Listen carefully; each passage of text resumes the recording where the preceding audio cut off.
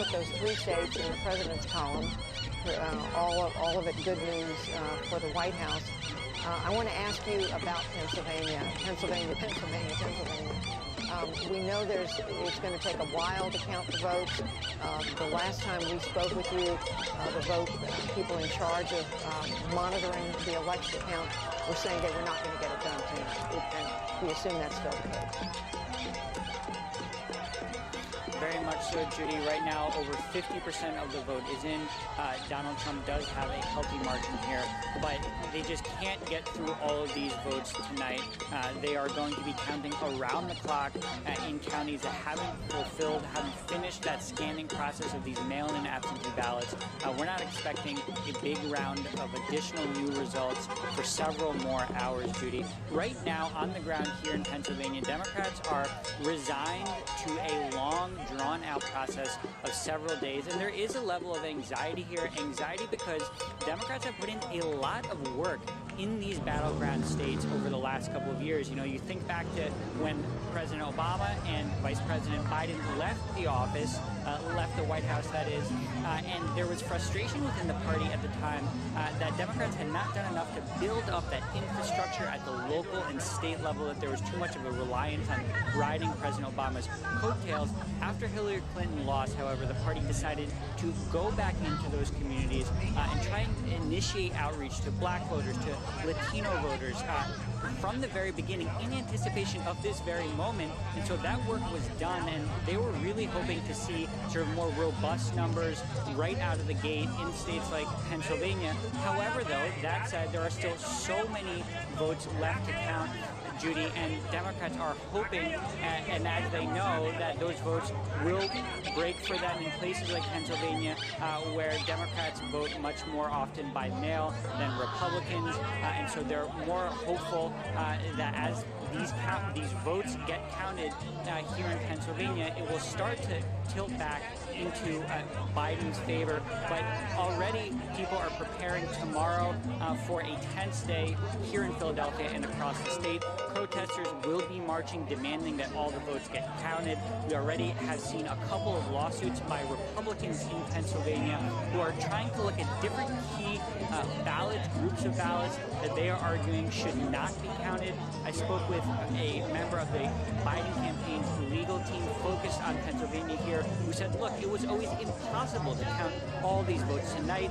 They feel confident that if there is a legal fight down the road about these votes, that they have a strong argument to make in court. But first, they want to make sure that all the votes are going to be counted, Judy, and that is going to take significantly more time here in Pennsylvania. And you're absolutely right, Dan. We were warned ahead of time that Pennsylvania was going to take time, that unless it was an unexpected landslide in the state, that it would take time because of these early ballots that came in the state for its own set of reasons, not counting them, not beginning to count them until later than some other states.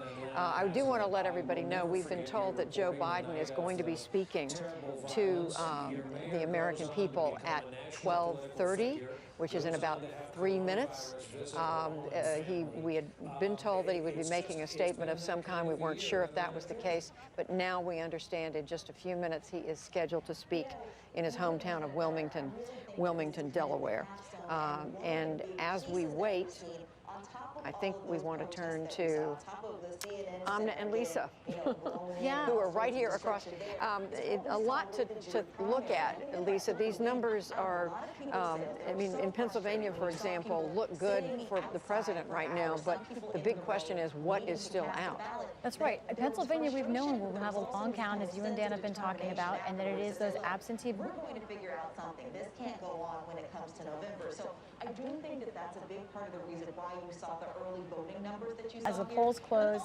So that's why we expected that Biden would have a lag versus the president with the day of votes. But I want to also talk about something that we talked about the board that and I've been reporting on.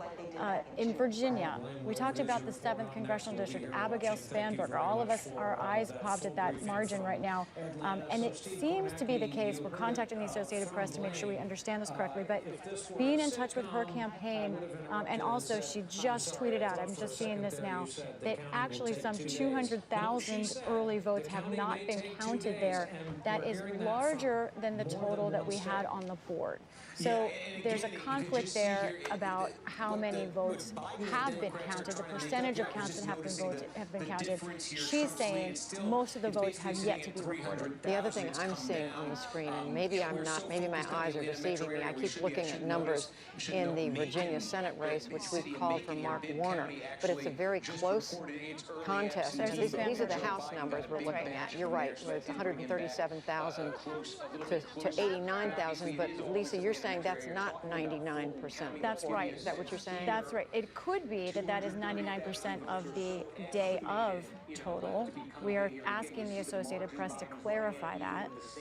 But the Spanberger campaign, and she herself is tweeting that 220,000 early votes have not yet been counted, and they are pending, as are pending mail-in ballots as well. And she's saying she's giving the specific counties: Henrico, Chesterfield, Spotsylvania, Powhatan County. They have representatives in all those places who know.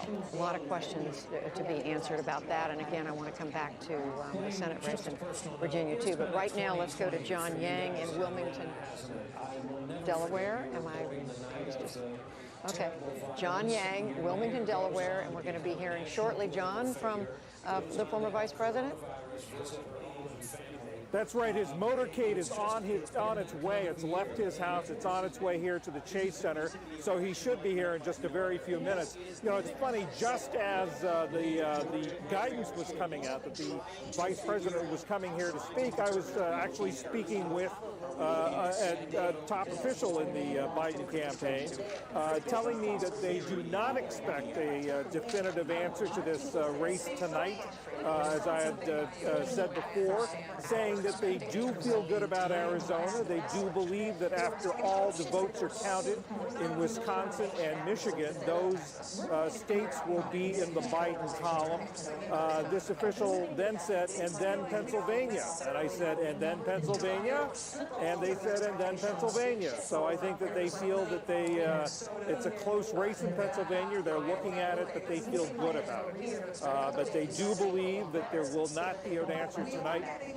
They feel that they are in good shape, and we'll see what the vice president has to say. They did say earlier on, as they were telling us about these nights to come in the days leading up to tonight, rather, that the vice president would, if he did speak, would speak in reassuring tones, would speak in unifying tones, would speak in trying to urge calm and to counter anything that might be coming out of the White House. So we'll just have to see in the next few minutes what message Joe Biden does have for his supporters here who are gathered in their cars outside the Chase Center. It's like a drive-in theater, watching all these cars pull in and line up and turn and face the stage, like facing the screen of a drive-in theater, and see what also message he has for the American people, Judy.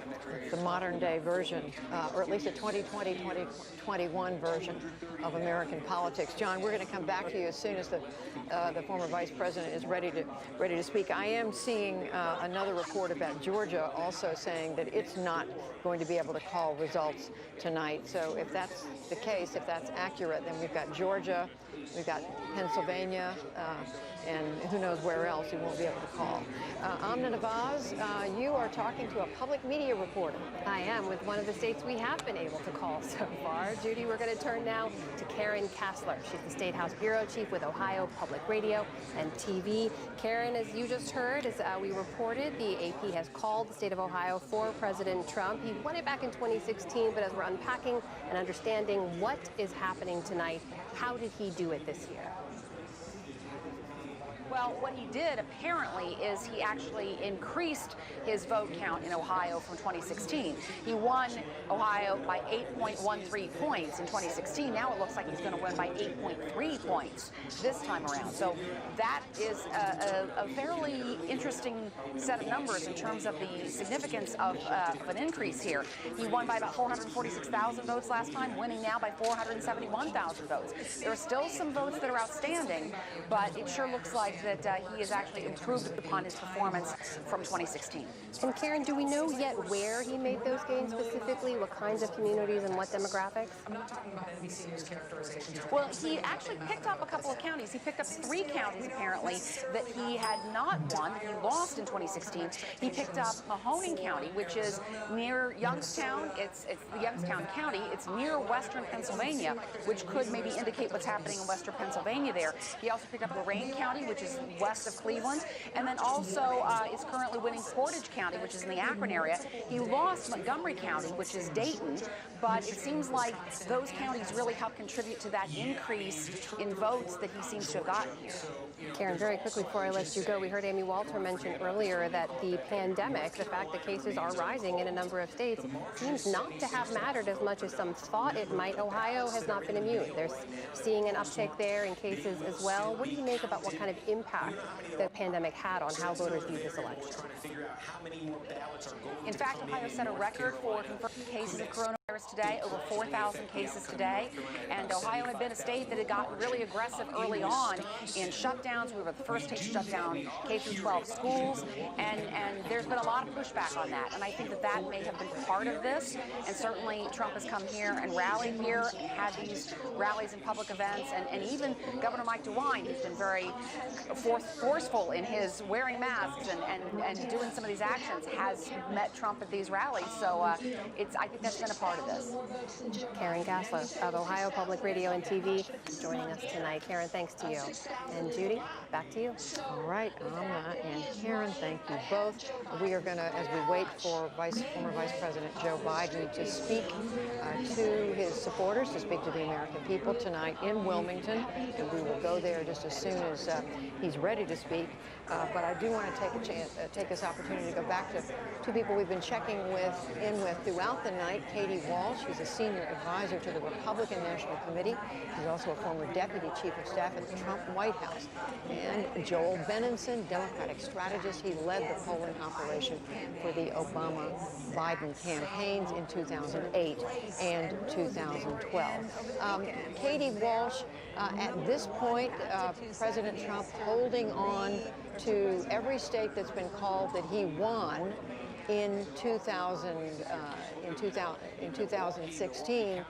Some questions about what's going on in Arizona, but what does it look like this is shaping up at this point to be to you? Well, not only is the president holding all the states from 2016, he's expanding his margins. I mean, he's going to win Florida by 354,000 votes. He only won it by 100,000 votes in 2016, and you just did a segment about Ohio that I think is, mirrors the same as Florida, and so, we feel very good about that. I think Arizona, there have been a couple people that have gotten kind of, I think, out over their skis on how Arizona's looking. We still are confident about Arizona.